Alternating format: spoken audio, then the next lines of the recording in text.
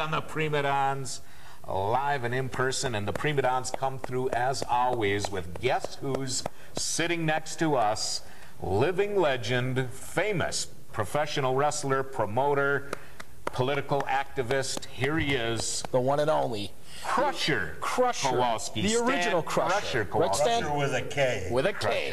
Now with a C. Krusher, that's right, Joe. The real Krusher. That's right. That's right. I'm working a little bit with wrestling right now, and I heard you talking about the show that Eddie Sharkey's going to have on Channel 2, and I'd suggest you people take a good look at it. Sharkey's a pretty decent promoter, and he's trained a lot of good men.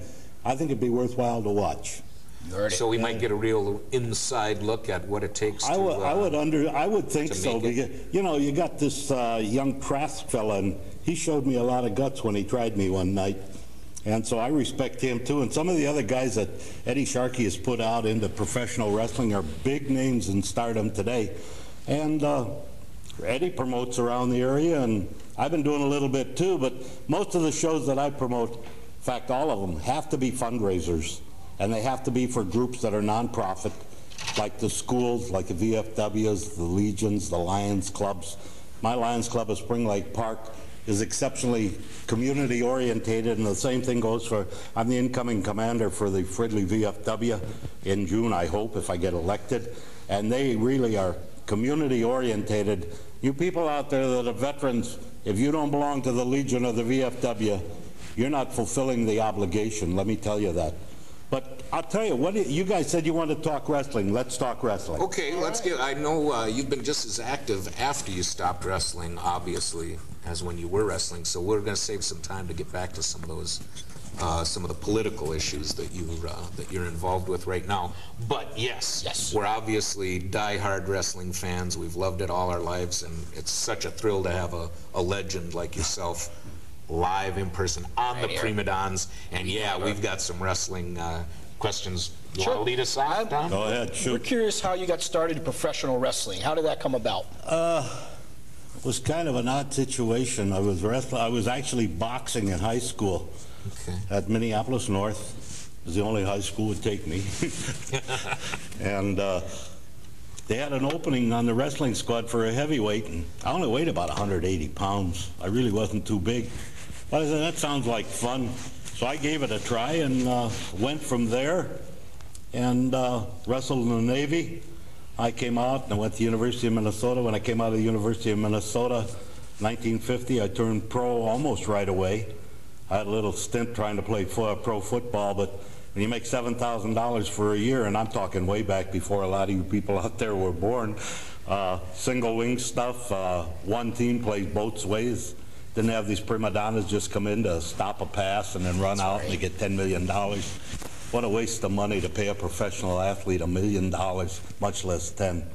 I don't know of any athlete out there, and I know a lot of good ones. Not a one of them worth $1 million a year. And you know where that money comes from, people? It comes right out of your pockets, because the tickets go up and up and up. The only one really that I still say the ticket is fairly well placed is the Minnesota Twins. And I love the Twins. I get to every game I can, and I go to all 6 Gopher football games, because there's nothing better than the University of Minnesota athletic programs out there. Both men's and women's. Our women in basketball are moving along. Our wrestling team, one of the best in the country. Our football team will be good this year. And let me tell you, and this is not wrestling, but I'm onto this one little thing. Jim Wacker was a good coach. He didn't have the great horses that you need to compete in the Big Ten, but he was doing well. He did 3. We did 4 wins this year. He would have had 5. You see what Mason does next year. If he gets 5 or 6, unless there's some true freshmen playing that he drafted, you got to give Wacker credit for it. But I'll tell you something else. This Mason fella is really a go-getter. He's already got 4 or 5 of the blue chip guys. Didn't know where they were going. And he will take this team to a bowl, probably next year.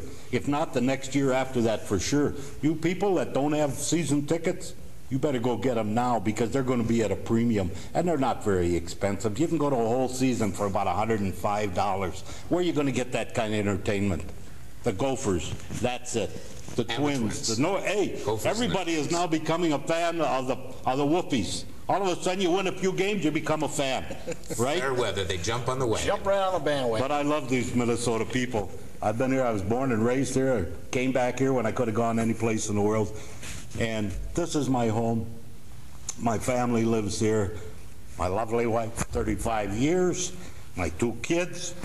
It's a great city, great place to raise your kids, believe me. And she's trying to tell us we got 15 minutes left, so let's talk wrestling.